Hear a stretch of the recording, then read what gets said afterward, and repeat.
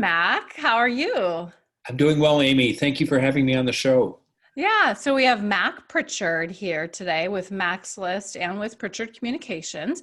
But today we're going to be delving into Mac's List with a touch on the job market. And Mac will have some tips for us on what, we can do if we're looking for jobs. But first, if you want to just give us a quick introduction to what Mac's List is and your podcast and book and all of that. We're a regional job board based here in Portland that serves employers and job seekers throughout the Pacific Northwest. And we've been in operation since 2001. So we're coming up on our 20th anniversary. Our mission is to make hiring more human. And we do that not only by providing job listings, which you can find on our site, but also by providing job seekers with content about how to get better at job hunting as a skill and to help employers get better at hiring. And we do have a book, Land Your Dream Job in Portland. And I also host a weekly podcast called Find Your Dream Job. And every week I talk to a different career expert about the nuts and bolts of job hunting. Oh, okay. So what's going on now with the job markets? Must be kind of rough out there. It has been a dramatic change, Amy, and I know everyone, of course, is aware of it. In February, we had record low unemployment, not only in Oregon, but across the country. And now we will know tomorrow that new unemployment rates come out for the first time since COVID-19 hit. And there are estimates that it could be 15% or even higher, the worst we've seen since the Great Depression. So many people have been laid off, not only in our state, but across the United States. And it is a tough time. I do want to add, it's happening in much reduced numbers, but employers are still hiring too. So there are open jobs out there. Okay. And people, can they go to maxlist.com to get information about those jobs? Yes, and it's actually maxlist.org. And sorry, okay. That's okay. And this week, we publish a newsletter every Tuesday with that week's new jobs, rather. So this week, just to give you a sense of the scale, we had 75 new positions. But 8 weeks ago, we had typically 200 new positions. So there's been a big drop. But again, I often meet job seekers now who think, well, what's the point of looking? Nobody's hiring. And they're right. Employers are not hiring the numbers they were in January or February, but there are still some opportunities. So, but what should they do? So, okay, so there's maybe 75 opportunities, but that's in a bunch of different categories, right? So you can't apply for all of those, but you could look at those. And then if you don't see anything that works for you, then what do you do? Well, the basics in job search matter more than ever. And that means that you've got to be clear, Amy, about what it is you want. What is your job search goal? Often, because people just don't know any better, they use the job search process as a kind of a research project to figure out what it is they really want to do. And they send out applications and they hope to get interviews and use those conversations to discover, is this what they would really like to do next? The better way is to get clear about what you want and apply much less often, but apply for the positions that you want. And that means you got to know what your goal is. The other thing you need to do is recognize how hiring works. And one of the most powerful elements of hiring is referrals. So many jobs get filled through referrals. There are different estimates out there about how often this happens, but the point is this: if you recognize that word of mouth is how many hiring decisions get made, then you can begin to make that work for you, and you can do that by through informational interviews, connecting with colleagues, and attending virtual networking events.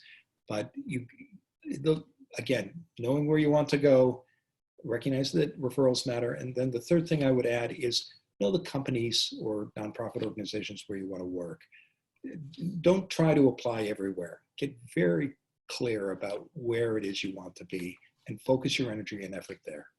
So even if there's not a lot of jobs out there, you're saying don't just take anything. You still need to have a little bit of weeding some of this out? Sometimes we have to pay our bills. And so if you're in a tough financial position, I encourage you to consider temporary work and get in touch with staffing agencies looking for freelance projects. And you may take positions that have nothing to do with your long-term professional goals. That is okay, because there's a dignity that comes with work that is so important. And we all have to pay our bills. I'll personally say, I've gone through 2 long periods of unemployment earlier in my career, and I resisted taking temp jobs during that first period. But I found it was a lot better to get out there and earn a paycheck, maybe doing something that I was very overqualified for, but it got me out of the house and it let me take care of my finances, and that is a good thing. But I would say my main point here is don't walk away from the spray and pray approach. It's the idea that you go online, you identify jobs you could do, and you measure success by the number of applications you send out. And the problem with that approach is you're competing with people who really want to be at those companies, who really are qualified for those jobs, and who are paying attention to the power of referrals and are networking their way in. And when you've got an economy like we have today, where there are so many people who are out of work, there's going to be so much more competition. So instead of spray and pray, get crystal clear about where you want to go, the companies where you'd like to work, what you have to offer, and the jobs you want, and then start talking to people inside those companies now. And you'll find out who's hiring and who's not. And you can put your energy into positions and at companies where they are hiring, and you'll have a good opportunity, a good chance. And so how do you network when you can't go anywhere? Do you have any thoughts on that? Well, it's something we've all been doing ever since we entered the workforce, through phone calls, email, webinars. So that kind of online or networking hasn't been a significant part of how we connect with others, but we know how to do it. And so until the stay-at-home orders are lifted and people return to public places and when it's safe to do so, we've got to focus on virtual networking. So I would, some practical tips. Professional groups now are having virtual happy hours. Annual conferences are moving online. So not only go to these events, but participate and make sure you're asking questions in the chat room, that you're speaking up during the virtual Zoom call, the happy hour at your group. And don't sit there passively. Look for other ways to connect with presenters. If you get an invitation to a virtual conference, send LinkedIn invitations to the speakers and tell them that you're going to be there, and you look forward to their presentation. Send them a question afterwards or during the event itself. And if you're using social platforms like LinkedIn effectively, you're occasionally sharing industry articles and commenting on other people's posts. Again, you want to do that strategically, but if you do those sorts of things, people will notice you online, and your digital footprint, which probably already exists, will get bigger and more visible. And as part of a coordinated job search strategy, it'll help get you in front of the people who can tell you who's hiring, who's growing, and who might be looking for help. Yeah, it is important to do some posts on LinkedIn because, so for instance, I was just on there today and I saw this really cool post by somebody who offers podcasting advice to podcasters. And I was really in line with what he said. So I actually reached out to him to say, hey, I want to know what your services are like. And I realized that he had already reached out to me in November of 2019, and I ignored it because I was busy. But now I'm like, oh, I don't have to drive anywhere, so I can take more phone calls. So I reached out, and that was based on his post. It wasn't based on him reaching out to me. So it could work the same way with job seekers. And you can think about jobs, you can think about yourself as a brand. So possibly market yourself through posts versus doing the what did you call it? The spray and Spray and pray. pray, right? Yeah. Send out Yeah. lots of applications and hope something sticks. Yeah. Yeah. So, yeah, I mean, but that's, it is what it is, but it wouldn't be the end of the world, I guess, to do that, but don't end there, don't end at just applying for jobs. Do your marketing, do your research, and do your connecting.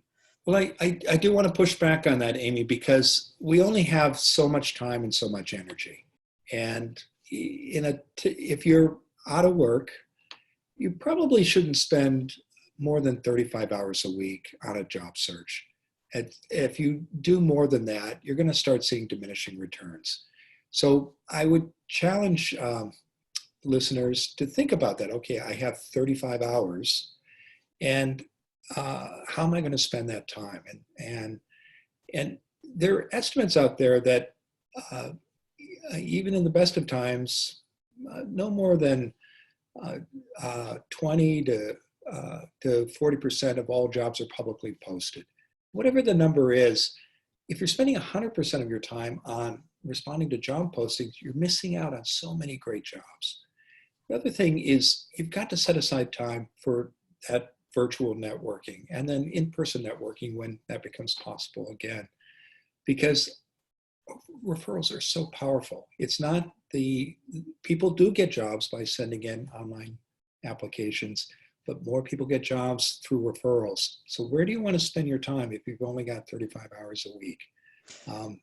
And so you hone your referrals by looking through your network, reaching out to people in terms of sending them something that they could use, which is how you started MaxList. Yeah. Is sending your contacts job candidates, I think, or maybe it was the flip side. You were sending out job opportunities. We sent out job postings, to your point about the post that you responded to, the person offered something that was valuable and it allowed a connection to happen. But if you're looking for work, one of the best ways to find out about upcoming opportunities, to find out which employers are hiring, is to ask others for advice.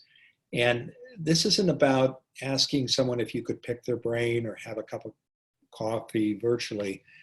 You need to be, and public relations professionals are obviously very good at this, you need to clearly target the people who can tell you about the opportunities in the field where you work and can help you understand what companies, what employers might be hiring. And when you reach out to them, you're not asking them if they to keep you in mind for any openings that they might hear or to pick their brain. Saying, my goal is to find a account director's position with a public relations company here in Portland, or I could work virtually for a regional or a national firm too. And I am reaching out to you because I'm wondering, because of your expertise in the area that particularly interests me, tech PR, and I'm wondering if you could just give me a sense of who's growing, who might be looking for help, who might be going through a reorganization, and as a result, perhaps even letting people go, but looking for new team members who have a different set of skills. And what kind of skills do you think will be especially in demand during these difficult times? So when you ask questions like that of someone who is connected to the job and the companies that you have targeted, that's a very different conversation than, hey, let's just get together. Or because what will happen, Amy, is they will tell you about companies that are hiring or maybe shrinking, and you can avoid those. They will tell you about who might be looking, what skills are most in demand. You'll get insights that will help you uncover jobs that might get posted publicly, but might not. And you'll also get great information that will help you once you start getting interviews. Okay, thank you. That's very helpful. I could imagine doing that. So now let me ask you about people that might be pivoting. So this pause, and I mean, it's devastating, but also sometimes we need to step back and reflect and see where we're going in life. And possibly this has given people the courage to find a new path, a new career, or to start their own freelance practice, especially when we're talking about creative industries or communications that can be done at home and you can get a couple of clients and start a little practice. Do you have any thoughts on both of those? It's a great point, and this always happens in recessions. Companies that 3, 5, 10 years later are employing a couple dozen people or more often start with a solo practice because somebody's been laid off and they haven't either been able to find another opportunity with a company, or they think, well, why not give it a try? Let me try this. So I would say if you are thinking about starting your own practice, it's common to see this happen during a contraction. Your challenge is going to be, of course, to find clients, and you're going to have to be clear about the services you offer and what distinguishes you from your competitors. And you're going to have to find companies that are looking for your services. When layoffs happen, it pains me to say this, often companies will look for freelancers in order to lower their costs. So there is an opportunity here. You've got to hustle, but it is, if you've got the resources to try this out, I would encourage you to do so and set some kind of timeline. See what kind of results you get in 3, 6, 9, or 12 months, whatever you can afford to do. I worked in politics for a long time, Amy, and on a number of political campaigns. And there was a campaign consultant who, when people come to her and say, I'm thinking about running for office, she would say, well, why don't you make a list of 50 people and call them up and ask them each for $100. And the point of the exercise was, if someone was really serious about doing this, it takes a certain amount of preparation and focus to make those calls, and it takes a commitment. And so some people would make those calls, some wouldn't. But I think if you're thinking about starting your own practice, lay out some sort of timetable for yourself, give it a try, and see how it feels. Okay. And you never know where it could lead you too. So if you are Mm-hmm. not one that wants to work on your own or work from home, you could someday you could think, well, this current client that I have could turn into a full-time job. So you could pivot a client into a job position if that's Yeah. what you want to do. And it could be a nice way to fill the time in terms of, if your dream job is not open right now, maybe you can take some side work. You could, and I'm glad you brought that up as well, because some people who are listening may have been furloughed. In other words, they're working perhaps part-time and they've got 2 or 3 days outside the office now. So it's a good time to start your own side hustle and see how it goes. And candidly, that's what happened to me. I run a public relations company, Pritchard Communications. We have 5 employees. And I started it in October of 2007, and the recession happened the following year. But when I began, Amy, I did it half-time, and I had a half-time day job because, frankly, I wasn't sure I wanted to start my own practice. And so I gave myself 18 months to figure that out. And at the end of that period, when my day job came to an end, I thought, I like doing this. I'm going to keep doing my own company, and I grew it from there. Oh, I'm surprised you liked it. Just kidding. No, I like what I do, but sometimes I do too. It's challenging. So now, talking about challenge, would you think, so some person on the surface might think, well, the idea of pivoting to a whole new career or new industry is a little scary right now. What would you say to them? Talk to somebody who's done it, and then make a list of all the objections you have in your head. I can't do this because I don't know how to run my own business. I don't know how to find clients. No one would pay me. I don't know what those objections are, but make a list and then find several people who have made the kind of pivot you want to make, and sit down and talk with them, and ask them how they overcame those challenges, and present those objections in a positive way. For example, what advice would you give to somebody who doesn't have a client list now, or when you were starting your practice, how did you find your clients? Or if you're moving from a professional position with one employer to one you want to go into a completely different direction with another employer, ask people about the challenges that they faced and how they overcame them.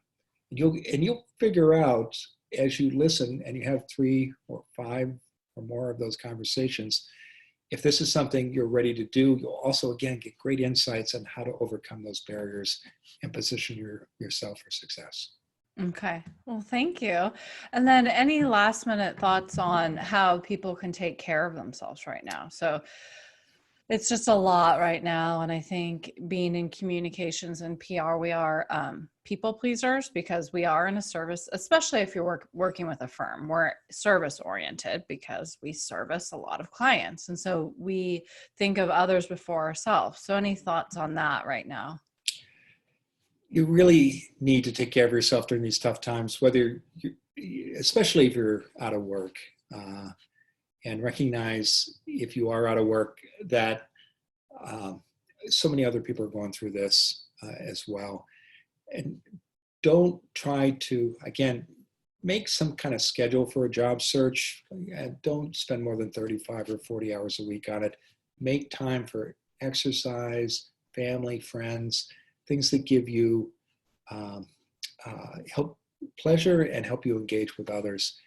If you're working and you're worried about your job and you want to just outperform, in part because you're not only a people pleaser, but you're worried about your security, recognize that this is a long game, and you've got to pace yourself. So do the same things in terms of connecting with family and friends, and doing things that help you relax and energize yourself.